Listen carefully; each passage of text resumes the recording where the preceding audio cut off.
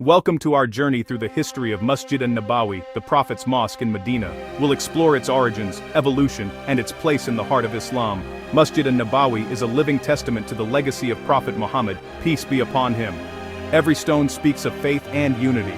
Join us as we trace the Prophet's footsteps and discover the mosque's enduring legacy. Masjid an-Nabawi stands as the second holiest site in Islam, after Masjid al-Haram in Mecca. For Muslims worldwide, it is a place of serenity, prayer, and deep spiritual connection. The mosque's significance comes from its association with Prophet Muhammad, who built it with his own hands, after migrating to Medina in 622 CE. Every year, millions make pilgrimage to this sacred site, seeking blessings and peace.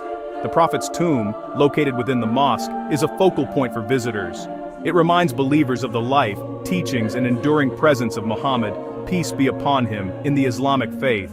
The mosque is not only a religious center but also a symbol of unity and community. From the time of its foundation, Masjid an-Nabawi has been a place for prayer, social welfare, learning, and governance. Its walls have witnessed the earliest Muslim community's struggles and triumphs.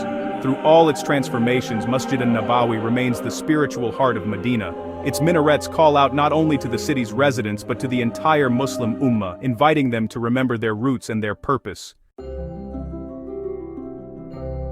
The foundation of Masjid an-Nabawi was laid shortly after Prophet Muhammad's arrival in Medina, then known as Yathrib, in 622 CE. Upon arrival, the Prophet selected a plot belonging to two orphan brothers, Sal and Suhail. He purchased the land, and together with his companions, cleared and leveled the ground. Construction began with simplicity and humility. The original mosque was a rectangular enclosure, measuring about 30 by 35 meters. Its walls were built with mud bricks, and its roof was made of palm trunks and leaves. There was no elaborate ornamentation, only a modest structure to serve a noble purpose. The Prophet himself participated in carrying stones, embodying the spirit of collective effort. The mosque was more than a place of worship. It served as a community center, court, and gathering space.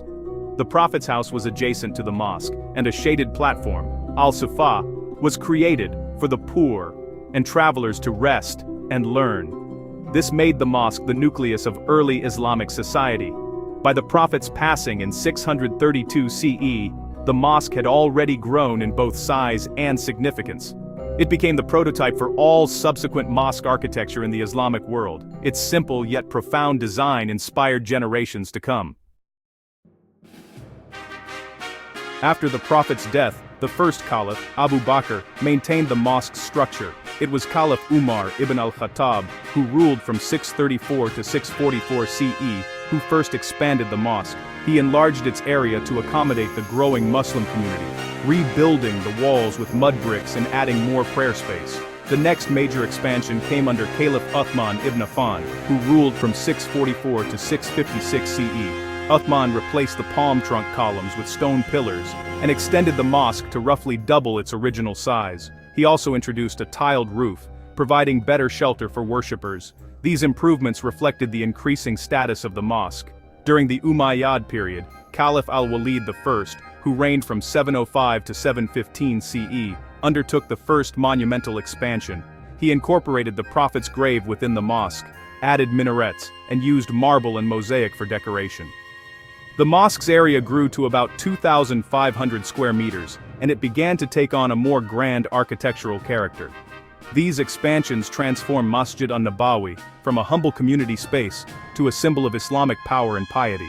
The architectural innovations set new standards for mosque construction across the Muslim world.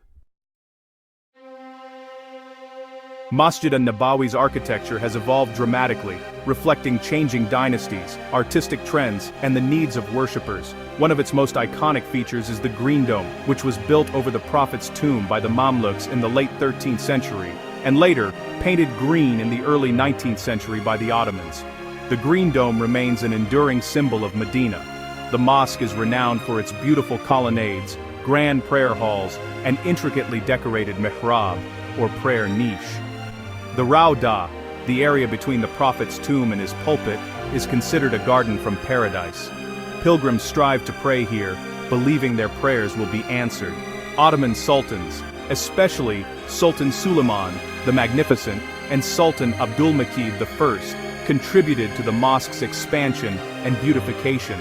The mosque's vast courtyards, Tall minarets and elegant domes were added in various phases, using materials like marble, gold, and fine woodwork. Each addition respected the sanctity and historical legacy of the site. Modern expansions, especially those carried out under the Saudi kings from 1951 onwards, have further transformed the mosque. New wings, air conditioning, retractable roofs, and large canopies now shelter millions of visitors each year. Yet the core remains a place of reverence and architectural splendor. Throughout history, Masjid an-Nabawi has faced periods of turmoil and renewal. It survived fires, floods, and invasions. In 654 CE, a major fire damaged much of the mosque, prompting its rebuilding under Caliph al-Mansur. The Mamluks and Ottomans later restored and fortified the structure after earthquakes and further fires. The mosque was also a center of resistance and negotiation during political upheavals. In the 18th century, the rise of the Wahhabi movement and the conquest of Medina by the House of Saud led to significant changes. Some tombs and decorations were removed in line with stricter interpretations of Islamic law. Despite these challenges, the mosque endured. It has served as a sanctuary during wars and epidemics, offering relief and hope. The continuity of prayers and rituals, even in the darkest times, testifies to the resilience of faith and community. Each era has left its mark, but the mosque's spiritual essence remains unchanged. Its story is one of survival, adaptation, and unwavering devotion.